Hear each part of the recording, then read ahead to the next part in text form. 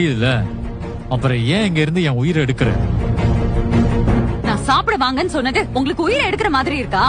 அடேங்கப்பா, இப்ப நான் அந்த சாப்பாடு விஷயத்தை பத்தி தான் பேசிட்டு இருக்கேன், நீயும் அதுக்கு தான் பதில் சொல்லிட்டு இருக்க. சரி, நான் தான் இப்ப எதுவும் பேசாம தானே இருக்கேன். அப்புறம் எதுக்கு நீங்களே ஆரம்பிக்கிறீங்க? எப்படியும் நீ ஆரம்பிச்சிடுவேன்னு எனக்கு தெரியும். அதுக்கு தான் காலையில இருந்து நீ என்கிட்ட பேச்சு கொடுக்க ட்ரை பண்ணிட்டு இருக்க.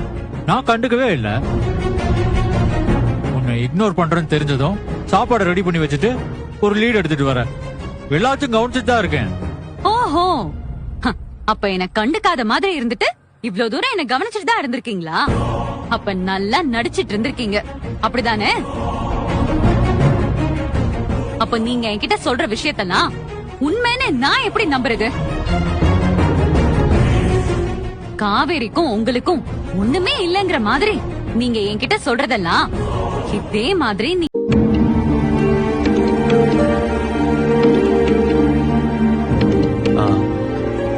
அத்தான். சொல்லுங்க அத்தை. தம்பி, மத்தியானம் வரும்போது ஸ்வீட் கொஞ்சம் வாங்கிட்டு வந்துடுறீங்களா? வாங்கிட்டு வரேன் அத்தை. என்ன ஸ்வீட் வேணும்? நல்லதா பார்த்து ஏதாவது வாங்கிட்டு வாங்க. சரிங்க அத்தை.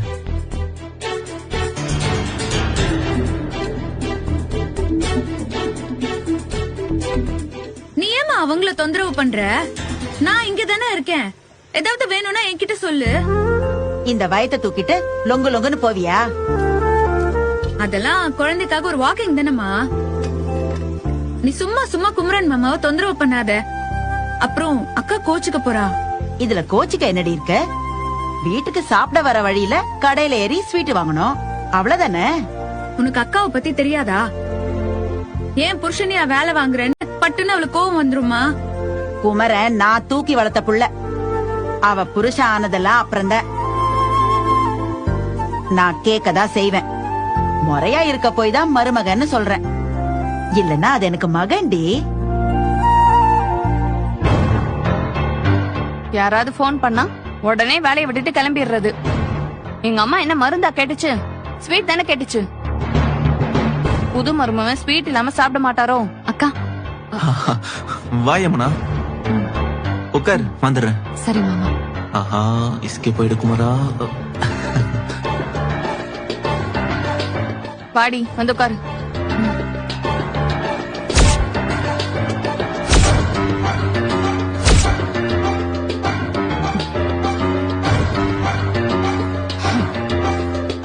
மாமா எங்க போறாரு? வீட்டுக்கு ஒரு விஐபி தங்க வந்திருக்காருல, அதனால உன் மாமாவுக்கு ஃபுல் டைம் வீட்டு வேலைதான். அம்மா ஏண்டி இந்த தாங்குது? ஏதோ பிரசிடென்டே வீட்டுல வந்து தங்கி இருக்கிற மாதிரி. மாப்பிள்ள சகப்பரிசி தான் சாப்பிடுவாரு, மாப்பிள்ள அங்கதான் உட்காருவாரு, மாப்பிள்ள தழகிலாதான் நடப்பாரு. ஒரே மாப்பிள்ள புராணம் தான். இப்பதான் அம்மா போன் பண்ணி விஜய்க்கு ஸ்வீட் வாங்கிட்டு வர சொல்லுச்சு. அதுக்குதான் உன் மாமா ஓடுறாரு. காவேரி அக்கா நம்ம வீட்ல கொஞ்சம் ஸ்பெஷல் தான் இல்ல? ஆமாண்டி, நானும் அவளும் தான் பிரெக்னண்டா இருக்கோம். ஆனா அம்மா அவளை தானே தூக்கி வச்சு கொண்டாடுது. அம்மா விடு, குமரன் மாமாவே அவன் மேல எவ்வளவு அக்கறை எடுத்துக்கிறாரு. இதேதான்க்கா எனக்கும். நிவனுக்கும் காவேரிக்கும் இப்ப என்ன சம்பந்தம்? நான் நிவனோட வைஃப், அவ ஏன் அக்கா, அவ்வளவுதானே. ஆனா அப்படி கிடையாது. காவேரி மேல நிவனுக்கு அப்படி ஒரு அக்கறை. அவ பிரெக்னண்டா இருக்கிறது இவர்கிட்டதான் சொன்னாலாம். இவருதான் ஹாஸ்பிட்டலுக்கே கூட்டிட்டு போனாராம். எதை சொல்ல எதை விடுறதுனே தெரியலக்கா. இன்னைக்கு கூட சண்டைக்கா. என்னாச்சுடி? எல்லாம் காவேரிய வச்சுதான். நானும் கொஞ்சம் ஓவரா பேசிட்டேன் தான். ஆனா அப்படி ஆயிடுதுக்கா. காவேரி நம்ம அக்கா, நம்ம பாசமா இருக்கணும்னு நினைச்சாலும் முடியாது போல. அது என்னவோ உண்மைதாண்டி.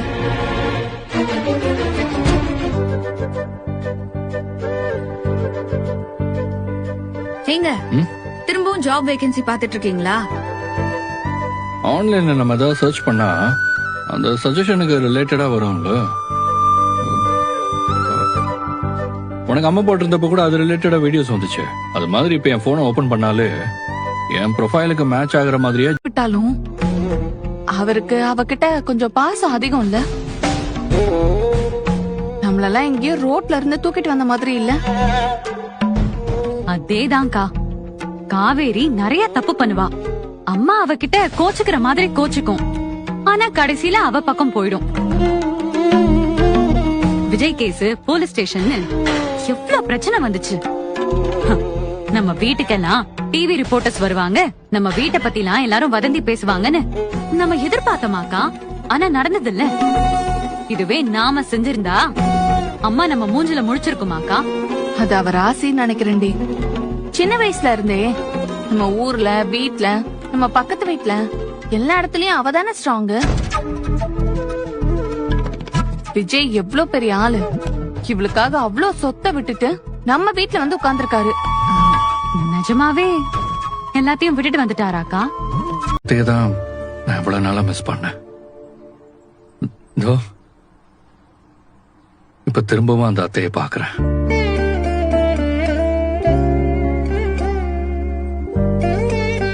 நீங்க எப்பவும் இப்படியே இருங்க அத்தை. நீங்க இப்படிலாம் கேர் பண்ணிக்கிறது எனக்கு வேணும். இந்த மாதிரி ஸ்பெஷல் கவனிப்பெல்லாம் நான் கேட்கல. பாசமா பேசுறீங்கல்ல, அது எனக்கு எப்பவுமே வேணும் அத்தை. ஒருவேளை நான் திரும்ப ஏதாச்சும் தப்பு பண்ணா கூட உங்க பையனா நினைச்சு என்ன கண்டீங்க. என்ன 4 அடி கூட அடிங்க. ஆனா எப்பவுமே வெறுத்துறாதீங்க அத்தை. என்ன தம்பி நீங்க? தோணு யமுனா, அப்பாவே எனக்கு வந்து பையனா பிறந்தா எப்படி இருக்கும்னு.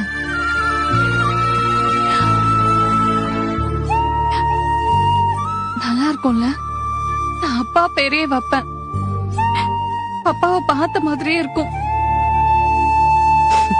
அக்கா, சந்தானம்னு இப்ப பேர் வச்சா உன் பையன் உன்னை வளர்ந்து உதைக்க போறான். நான் அவன் கிட்ட சொல்லுவேன், நம்ம அப்பா எவ்வளவு நல்ல மனுஷனா இருந்தாரு, அவர் பேரை வைக்கிறதுக்கு அவன் எவ்வளவு புண்ணியம் பண்ணிருக்கணும்னு நான் சொல்லுவேன். எல்லாம் சரிதான். ஆனா நீயும் காவேரியும் ஒரே டைம்ல பிரெக்னண்டா இருக்கீங்க. அப்பாவே திரும்ப பிறக்கிறதா இருந்தாலும் உன் பையனா பிறக்க மாட்டாரு. காவேரி பையனா வேணா பிறக்கலாம். அது என்னமோ உண்மைதான்டி. நம்ம என்னதான் அப்பா அப்பான்னு உயிர். நீ என்னடி புதுசா கேக்குற? எல்லாத்தையும் தான் விட்டுட்டு வந்துட்டாரு. அவர் தாத்தா பாட்டி உட்பட. கேட்டா காவேரி மேல அவ்ளோ லவ்வா. உனக்கும் எனக்கும் இப்படி நடக்குமா? நடந்துட்டாலும் ஏங்கா நான் கேக்குறேன், விஜய் காவேரிக்காக எல்லாம் பண்றாரு, ஓகே. இந்த நிவனுக்கு என்னக்கா வந்தது? அவரு ஏங்கா காவேரியை நினைச்சு உருகணும்? அதான் சொன்னனே, அவர் ஆசை அப்படி. குமரன் மாமா இப்படி விழுந்தடிச்சு ஓடுறது அவளுக்காக தானே. அவ லக்கிடி. என்னமோ போக்கா. உன் நெத்தியில என்ன ஆச்சுடி? அது ஒண்ணும் இல்லக்கா. ஏய், பெரிய சண்டையா நிவன் கூட? கிட்டத்தட்டக்கா. ஏய், நீங்க 2 பேரும் ஓகே தானடி? அவர் மண்டையில இருந்து காவேரி போற வரைக்கும் நான் ஓகே இல்லக்கா.